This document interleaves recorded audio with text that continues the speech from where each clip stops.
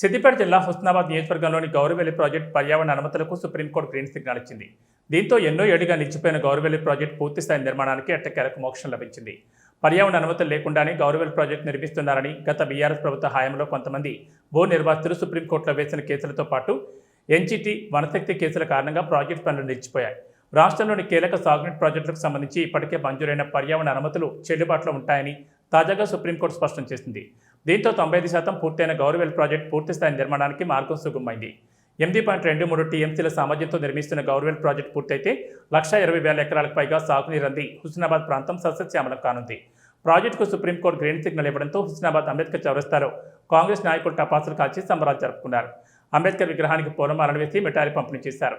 ప్రజాప్రభుత్వం మంత్రి పొన్నం ప్రభాకర్ కృషితో సుప్రీంకోర్టులో ప్రాజెక్టు నిర్మాణానికి అనుమతి లభించి మార్గం సుగమమైందని సంతోషం వ్యక్తం చేశారు. రాష్ట్రంలోని ప్రజాపాలన ప్రభుత్వం రైతు సంక్షేమ ప్రభుత్వం అని గుర్తు చేశారు.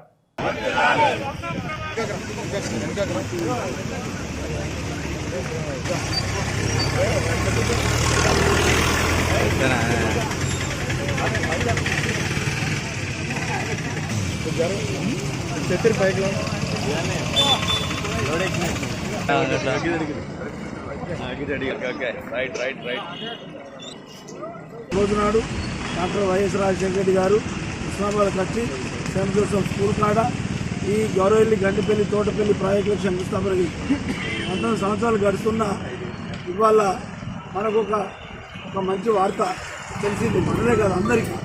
నిన్న సుప్రీంకోర్టు నుంచి పర్యావరణ అనుమతులు వచ్చినాయి గౌరవెల్లి గంటిపల్లికి, తర్వాత మహబూబ్నగర్ జిల్లాలో ఉన్నటువంటి ఇతర ప్రాజెక్టులకు తెలంగాణలో. అంటే ఇవన్నిటి వల్ల మన రాష్ట్ర ప్రభుత్వం ఏదైతే ప్రజాప్రభుత్వం రేవంత్ రెడ్డి గారి నాయకత్వంలో నడుస్తున్నటువంటి ప్రభుత్వం, మనము రైతాంగానికి అనుకూలంగా పనులు చేసే ప్రభుత్వం, విద్యార్థులు మన ఏదైతే రైతన్నల చిరకాల స్వప్నం ఇది. మన పట్టణ ప్రాంత ప్రజలందరికీ కూడా పెద్ద ప్రాంతమైన మన ప్రజలందరూ రైతులకి ఏదైతే సాగునీరు కోసం ఆనాడు వైఎస్ రాజశేఖర రెడ్డి గారి చిరకాల స్వప్నం ఈరోజు మనకు వచ్చేసిందని చెప్పుకోక తప్పదు.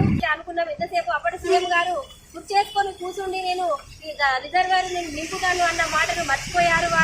వారు మర్చిపోవడం వల్ల ఈరోజు మనము ఎంతో కృషి చేసి చాలా కేసులై చాలా ఇబ్బందులు పడ్డప్పటికీ ఈరోజు ఆ కళను మనకు నెరవేర్చడం అనేది జరిగింది. కాబట్టి ఈ ప్రజల పక్షాన మనందరం కూడా వారికి పెద్దలకు ధన్యవాదాలు తెలియజేస్తూ ఈ అవకాశం మన హుస్నాబాద్ పట్టణ ప్రజలందరం కూడా మన మంత్రి గారిని మర్చిపోకుండా కూడా ఈ సంబరాలను జరుపుకోవడం అనేది జరుగుతుంది. వర్షాన్ని కూడా లెక్క చేయకుండా మనము అందరం కూడా ఈ కృషితోని ఇలాగే మనం ముందుండి మన అన్నగారిని ఏదైతే పండుగ సంబరాలు జరుపుకోవడానికి సంతోషం అని తెలియజేస్తుంది.